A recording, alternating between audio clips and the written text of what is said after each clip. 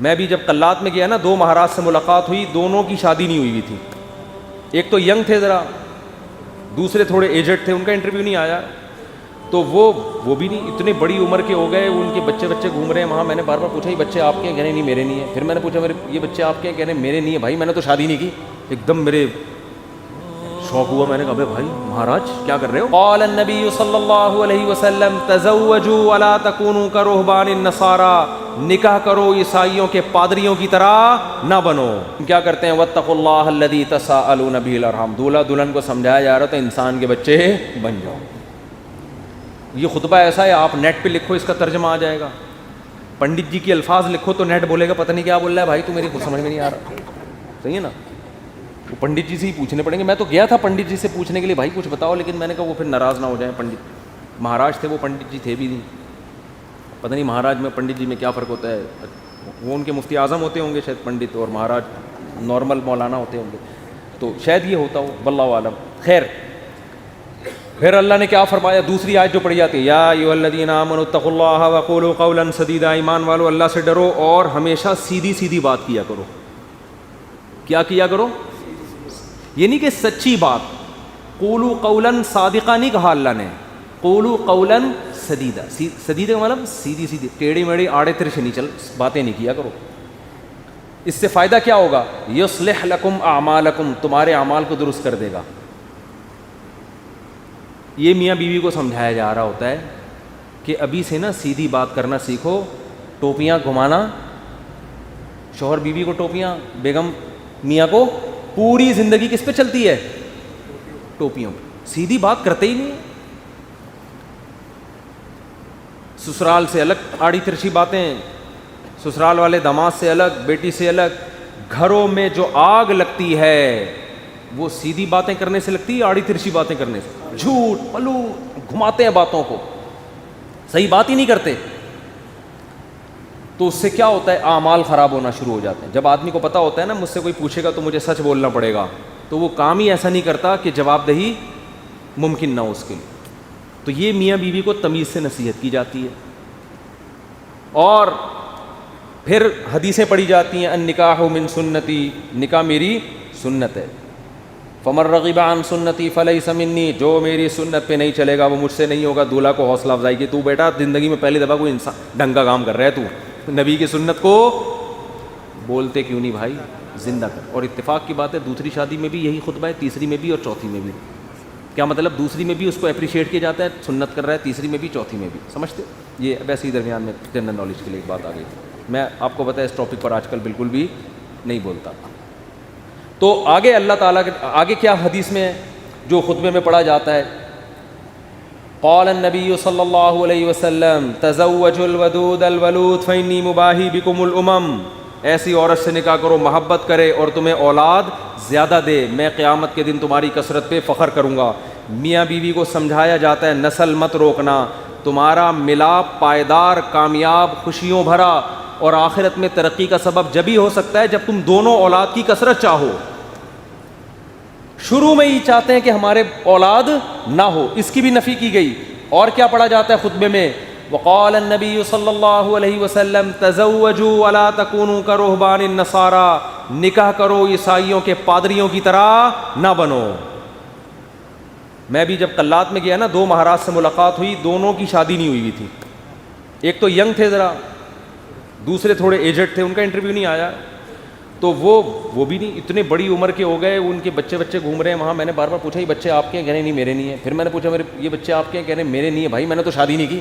ایک دم میرے شوق ہوا. میں نے کہا بھائی مہاراج کیا کر رہے ہو؟ اس میں پرانے کوئی ڈائلاگ یاد ہے نا، وہ مہاراج اس طرح کے ایک دم اسٹائل سے آتا تھا، وہ مہاراج. تو میرے منہ سے ایک دم مہاراج آپ اپنی ایج دیکھو تو کیسے ہی گزارا ہو رہا ہے. تو انہوں نے کہا بھائی ہم جو مندر کے لیے قربانی دیتا ہے نا. پھر اپنے پرانے والے مہاراج کی انہوں نے مجھے تصویر دکھائی، یہ میرے پیر تھے، ان کا میں نائب بنا تھا.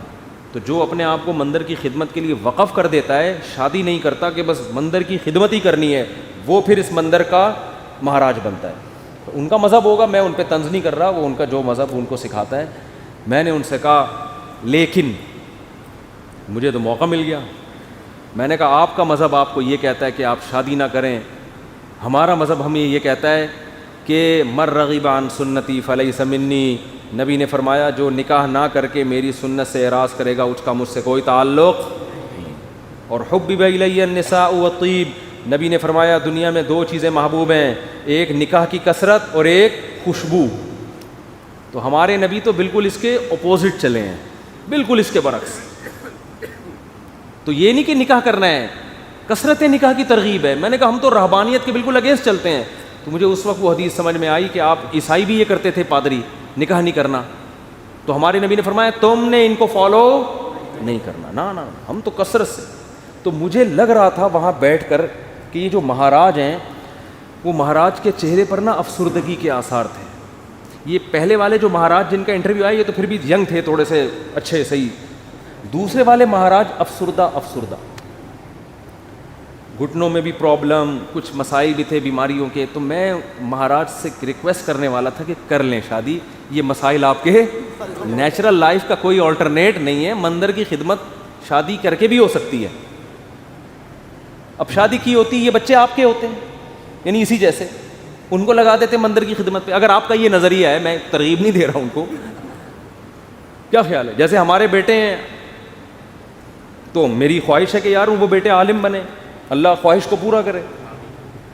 مہاراج میں جو باتیں آپ سے کر رہا ہوں آپ تنہائی میں بیٹھ کے ان باتوں پہ غور کریں. اب اللہ کرے اب تک کر رہے ہو غور. چکر میں تو ڈال دیا ہم نے, مہاراج کو ہم نے چکر میں ڈال دیا. مہاراج اب بیٹھ رہا ہوگا یار مسئلہ کیا ہے, بات تو صحیح کی ہے بندے نے, زندگی بھی برباد کر دی. پھر میں نے مہاراج سے بھی کہا, میں نے کہا یہ بھی دیکھ لینا کہ آخرت میں اس شادی نہ کرنے کا کوئی ثواب بھی ملے گا. ایسا نہ ہو کہ نہ یہاں کے رہے نہ وہاں کے رہے. قرآن کہتا ہے الذین ضل سعیہم فی الحیاۃ الدنیا وہم یحسبون انہم یحسنون صنعا. قرآن کے الفاظ ہیں. بھائی ہندو یہ نہ سمجھیں کہ میں تو اسلام کی بات کروں گا نا, آپ کا مذہب اگر یہ کہتا ہے تو ٹھیک ہے بھائی آپ اس کو فالو کریں, آپ کو نہیں سمجھ میں آ رہا تو ہم کیا کہہ سکتے ہیں. لیکن ہمارا جو مذہب ہے وہ ہمیں کیا کہہ رہا ہے, وہ یہ کہہ رہا ہے کہ الذین ضل سعیہم فی الحیاۃ الدنیا. کچھ لوگ دنیا میں ایسے ہیں کہ جن کی کوششیں برباد ہو جائیں گی دنیا میں, حالانکہ وہ یہ سمجھ رہے ہیں کہ وہ بہت اچھا کام کر رہے ہیں. دیکھو ایک آدمی غلط کام کر رہا ہوتا ہے, غلط کو غلط سمجھ کے, اس کو پتہ ہے بھائی چرس پینے کا آخرت میں کوئی ثواب ملے گا, اور چرسی کو امید بھی نہیں ہوتی. وہ کہہ رہا ہو یار مجھے پتہ ہے آخرت میں بربادی ہے لیکن اب مزے اڑا لوں تھوڑی دیر کے. ہیروئنچی کو پتہ ہے آخرت میں بربادی ہے مگر مزے اڑا لو. زانی کو پتہ ہے آخرت میں بربادی ہے مگر مزے اڑا لو. لیکن کچھ لوگ ایسے ہوتے ہیں جو بڑی محنت کر رہے ہوتے ہیں, اپنی حلال خواہشات کو بھی قربان کر رہے ہوتے ہیں, اور وہ سمجھ رہے ہوتے ہیں آخرت میں مل جائے گا بدلہ. اللہ کہتے ہیں نہ دنیا میں ملے گا اور نہ آخرت. کیونکہ پیپر جو اللہ نے بنایا ہے نا اس کو فوکس کرنا ہے آپ نے. پیپر فزکس کا ہے اور آپ ریاضی کے مشکل ترین سوالات لے کے بیٹھ گئے, اور جو فزکس کا آسان سوال تھا اس کا آپ اس کو حل نہیں کر رہے. کیمسٹری کا آسان سوال تھا پانی کا فارمولا کیا ہے, ہائیڈروجن ڈائی آکسائڈ ہے نا, یہ بہت آسان تھا.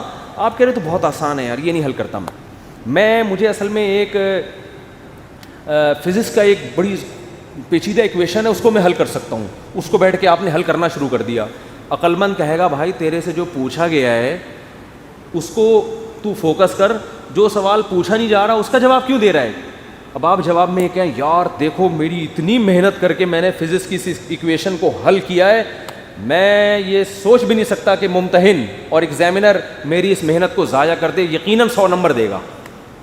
اس سے کیا ہے 100 نمبر تجھے ہائیڈروجن ڈائی آکسائڈ لکھ دیتا مل جاتے. آپ کے اتنے آسان سوال کے 100 نمبر نہیں ہو سکتے. یہ دلیل صحیح ہوگی نہیں یاری بات میرا خیال ہے. او بھائی یہ دلیل بالکل غلط ہوگی کہ یہ نہیں دیکھا جاتا کہ سوال مشکل ہے یا آسان. ہم نے دیکھا نا یوٹیوب پہ ایک ہندو کرالنگ کرتا ہوا پتہ نہیں دلی سے یو پی جا رہا ہے یا کہاں جا رہا ہے, لیٹ کے کہہ رہا ہے بھائی یہ پتہ نہیں کون سے بھگوان ہے جس کی روح خوش ہو جائے گی اس سے. تو آپ محنت بہت کر رہے ہیں, اس کا رزلٹ کیا ہے؟ 0. نبی صلی اللہ علیہ وسلم کو اطلاع ملی نا کہ ایک پیدل حج کرنے جا رہا ہے کوئی, منت مانی بھی اور طاقت بھی نہیں تھی. آپ نے فرمایا اللہ کو اس کی ضرورت نہیں ہے کہ تم اپنے آپ کو اس مصیبت میں ڈالو, یہ تو تمہاری اپنی تمہاری وہ ہے نا. اگر آپ میں استطاعت نہیں اور آپ پیدل جا رہے ہیں حج کرنے کے لیے تو یہ وہ چیزیں جو آپ نے اپنے اوپر لازم کر لی ہیں. تبھی قرآن کہہ رہا ہے لا تحرموا طیبات ما احل اللہ لکم, جو پاکیزہ چیزیں اللہ نے حلال کر دی ان کو حرام مت کرو, اپنے اوپر خامخواہ کی پابندیاں مت لگاؤ. ان پابندیوں سے تم تو ڈپریشن میں جا سکتے ہو, صحت برباد کر سکتے ہو. یہ ہم سے امیدیں مت لگانا کہ آخر میں تمہیں آخرت میں اس کا اجر ملے گا. 0 نمبر ہوں گے تمہارے, بلکہ الٹا گناہ ہوگا. تو میں ان سے کہہ رہا تھا بھائی تم شادی کر لیتے, بیوی بچے ہوتے, ایک تمہاری ڈیزائرز پوری ہوتی ہیں, صحت اچھی ہوتی, تمہیں اولاد ملتی, اولاد کے تو دیکھ کے انسان کی باتیں کھل جاتی ہیں. لیکن مہاراج کا اپنا نظریہ, وہ اپنی سوچ. بہرحال یہ بات, ہاں نکاح کے خطبے کی بات کر رہا تھا. تو نبی نے کیا فرمایا, تزوجوا ولا تکونوا کرہبان النصارى, نکاح کرو بھائی راہبوں کی طرح مت بنو. وہ سمجھتے ہیں نہ کر کے اللہ کو خوش کر لیں گے, ایسا نہیں ہے. نکاح کرنے سے اگرچہ تمہاری خواہش پوری ہو رہی ہے, تمہاری ڈیزائرز پوری ہو رہی ہیں, تمہارے لیے ایک لذت کا سامان پیدا ہو رہا ہے, لیکن اس ڈیزائرز پوری کرنے سے اللہ ناراض نہیں ہوتا, بلکہ اللہ اور خوش ہوتا ہے. کیونکہ اللہ نے یہ رکھی اس لیے کہ تاکہ مرد عورت کے حقوق اٹھائے, ذمہ داریاں اٹھائے, اس کی اولاد کی تربیت کرے. اگر یہ ڈیزائرز پوری کرنے پر پابندی لگا دی جاتی, عورتوں کا بھی بیڑا غرق ہوتا اور تمہارا بھی, اور نسل بھی نہ بڑھتی جو اللہ چاہتا ہے. تو اب اصل جو میں ٹاپک کی طرف آتا ہوں, کتنا اچھا خطبہ ہے نا, یہ دولہا دلہن کو سمجھایا جا رہا ہے. وہ تو الگ بات ہے, دولہا دلہن خطبہ سنا اور پتلی گلی سے نکل لی, پوچھتے ہی نہیں کہ مفتی صاحب کچھ ترجمہ کرا دو, کیا کہا تھا نصیحتیں. وہ تو ان کا اپنا ہیڈک ہے نا, یہ اللہ کا قصور نہیں ہے, پوچھتے ہی نہیں, بس آ جاتے ہیں نادرا سے رجسٹرڈ ہو گیا. نادرا سے مفتی صاحب آپ نے کہا تھا 1 ہفتے کے اندر سرٹیفکیٹ مل جائے گا, وہ ولید سے رابطہ نہیں ہو رہا ہے, 1.5 ہفتہ ہو گیا ابھی تک. اس کی فکر ہوتی ہے بیوی میرے نام ہو جائے. میں ان سے کہتا ہوں دیکھو بیوی تمہاری ہو گئی ہے, نمبر پلیٹ ایشو ہو جائے گی تھوڑے دن. وہ ان کو فکر ہوتی ہے نا, ڈاکومنٹس نہیں بنے. میں نے کہا بھائی ابھی تمہارے نام رجسٹرڈ بھی ہو جائے گی, فی الحال بیوی کے ماتھے پہ لگاؤ اپلائڈ فار رجسٹر. یعنی یہ بک ہو چکی ہے, اب اس سے کوئی اور شادی کی کوشش نہ کرے, یہ لکھ دو اس پہ. اگر بہت زیادہ آپ کو خطرہ ہے نا, بھاگ نہ جائے, کہیں نہیں بھاگے گی انشاءاللہ. اور اگر سلوک اچھا نہیں ہے تو رجسٹر ہونے کے بعد بھی بھاگ جائے گی, ہوتا ہے ایسا.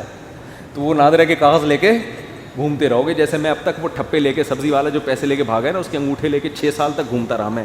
انگوٹھا ابھی بھی رکھا ہوا, میں نے پھاڑ کے پھینک دیا. میں نے کہا یار انگوٹھے پہ تو کیس ہو نہیں سکتا, دل تو چاہ رہا تو اس انگوٹھے کو پکڑ کے لگاؤں میں کھینچ کھینچ کے. تو یہ کاغذات دھرے کے دھرے رہ جاتے ہیں.